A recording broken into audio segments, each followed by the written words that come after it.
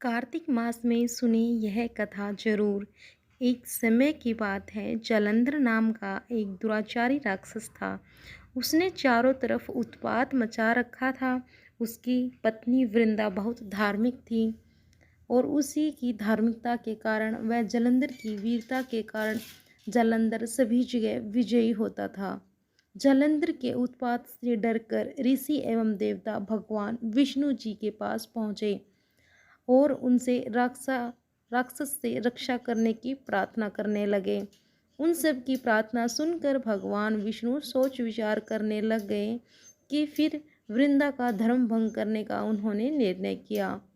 उन्होंने योग माया से एक मृत शरीर वृंदा के घर के आंगन में डलवा दिया। माया का पर्दा होने की वजह से वृंदा को वह मृत शरीर अपने पति का दिखाई दिया। अपने पति को मृत देखकर उस मृत शरीर पर गिरकर रोने लगी।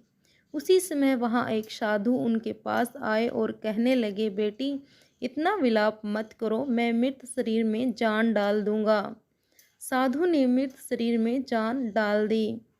भाव विभोर होकर वृंदा ने उस मृत शरीर का आलिंगन कर लिया। फिर उसका पतिव्रता धर्म नष्ट हो गया। वृंदा को भगवान का यह छल कपट का पता चला तो उधर उसका पति जालंधर जो देवताओं से युद्ध कर रहा था, वृंदा का पतिव्रता धर्म नष्ट होते ही वह मारा गया।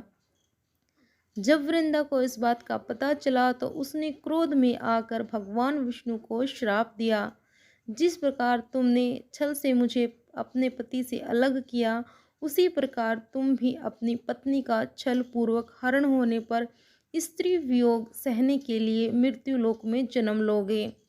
यह कहकर वृंदा अपने पति के शव के साथ सती हो गई। भगवान विष्णु अब अपने छल पर बड़े लज्जित हुए। देवताओं व ऋषियों ने उन्हें कई प्रकार से समझाया तथा पार्वती जी ने वृंदा की चिता की भस्म में आंवला, मालती एवं तुलसी के पौधे उगाए। भगवान विष्णु ने भी तुलसी के पौधे लगाए। भगवान विष्णु ने फिर तुलसी को ही वृंदा समझा और कालांतर में उन्होंने राम अवतार के समय राम जी को सीता का वियोग में रहना पड़ा। ऐसा भी लोग कहते हैं कि वृंदा ने यह शाप दिया था, तुमने मेरा सतीत्व भंग किया है, तुम पत्थर बनोगे।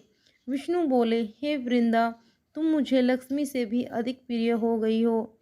यह तुम्हारे पतिव्रता का ही फल है कि तुलसी बनकर मेरे साथ रहोगी।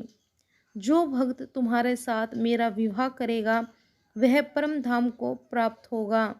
इसी कारण शालिग्राम या विष्णु भगवान की के पूजा बिना तुलसी से अधूरी मानी जाती है। इस पुण्य की प्राप्ति के लिए आज के लिए कलयुग में भी तुलसी का विवाह बड़ी धूमधाम से किया जाता है। तुलसी का कन्यादान करके तुलसी विवाह संपन्न करते हैं। तुलसी पूजा करने का बड़ा ही अलग महात्म्य होता है। जिस घर में तुलसी होती है वहाँ यम के दूत भी ऐसे में नहीं जा सकते।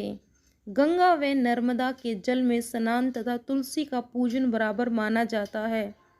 चाहे मनुष्य कितना भी पापी क्यों ना हो, मृत्यु के समय जिसके प्राण मंजरी रहित तुलसी और गंगा जल मुख में रख कर निकल जाते हैं, वह पापों से मुक्त होकर बैकुंठ धाम को प्राप्त होता है।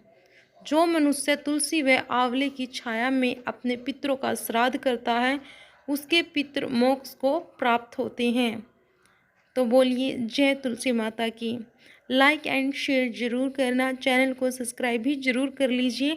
आपको कार्तिक मास की सभी कथाएं इस चैनल पर जरूर मिलेगी। तो जय हो तुलसी माता की।